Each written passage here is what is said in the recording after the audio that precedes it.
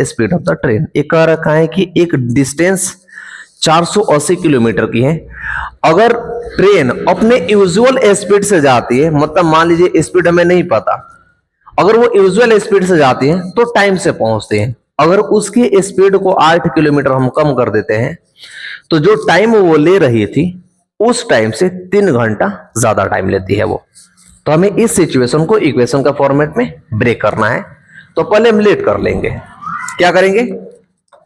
Late कर लेंगे। I hope आपको ये क्वेश्चन समझ आया होगा कि क्वेश्चन कह क्या रहा है। लेट कर लेंगे हम। Let the speed of train be X. Train की स्पीड कितनी है? x kilometre. डिस्टेंस कितना गिवन है? डिस्टेंस गिवन है हमारे पास 480 किलोमीटर। ये है, हमने एक पढ़ा था फॉर्मूला कि टाइम बराबर होता है डिस्टेंस अपॉन में स्पीड। ये होता है हमारे पास एक फॉर्मूला टाइम का। अगर हमारे पास टाइम निकालना है तो डिस्टेंस अपॉन में स्पीड बराबर होता है टाइम।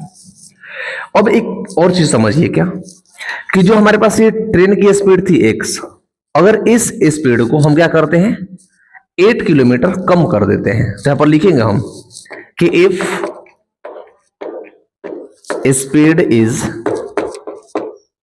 लेस देन 8 किलोमीटर, अगर हम उसके स्पीड को 8 किलोमीटर कम कर देते हैं तो क्या हो जाएगा? टू टेक टाइम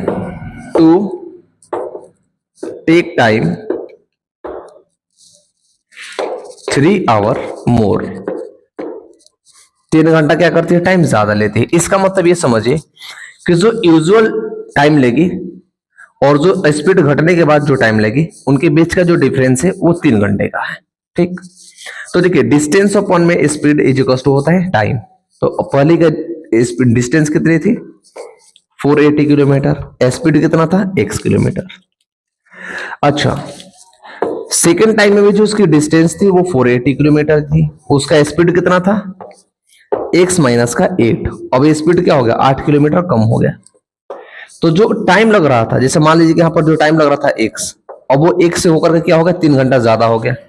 मतलब हम क्या करेंगे 3 ले लेंगे और इनके बीच में डिफरेंस लगा देंगे। आई होप बातें समझ आ रहे होंगे। हमने यहां पर कुछ नहीं किया, हमने एक फॉर्मूला अप्लाई किया यहां पे कि डिस्टेंस अपॉन में स्पीड बराबर होता है टाइम। तो हमारे पास टाइम गिवन था 3 आवर। ठीक, टाइम गिवन था कि 3 घंटा ज्यादा लेता है, तो यहां पर लिख दीजिए टाइम बराबर में 3 आवर मोर। अब क्या कीजिए, इन दोनों का एलसीएम लीजिए। तो एलसीएम कितना होगा? x और x माइनस का 8। x को डिवाइड करेंगे तो बचेगा 480, मतलब 480, और x माइनस का 8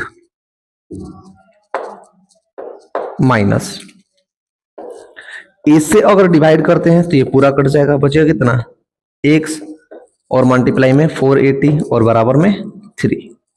तो अब नीचे वाला जो टर्म है वो इसके साथ मल्टीप्लाई होगा, तो क्या बचेगा? देखिए 480 का मल्टीप्लाई से, तो 480 का मल्टीप्लाई x से, तो 480x माइनस 480 का मल्टीप्लाई किससे?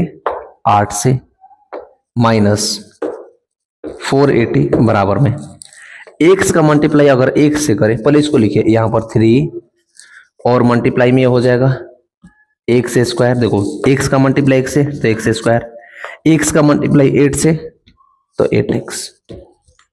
ठीक, अब आइए यहां पर 480 प्लस में और ये 480 माइनस में, क्योंकि 480 का मल्टीप्लाई से तो माइनस का 480, ये खत्म हो गया। बचा क्या?